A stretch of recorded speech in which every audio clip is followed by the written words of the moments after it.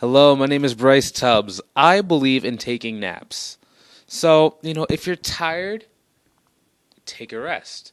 In the past, probably about 5 years ago, if I was tired, I would try to push through. I would try to work and just keep moving, keep moving, keep moving.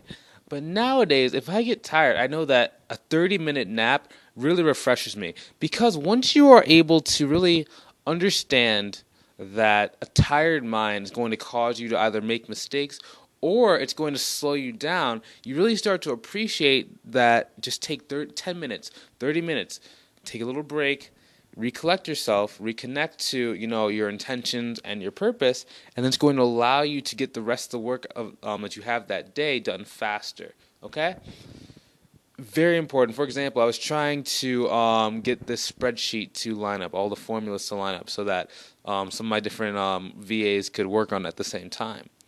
And the formulas were just moving so slow. So I just took a 10-minute break, went to sleep for about 30 minutes, so altogether it was about 40 minutes, came back, and everything just started working.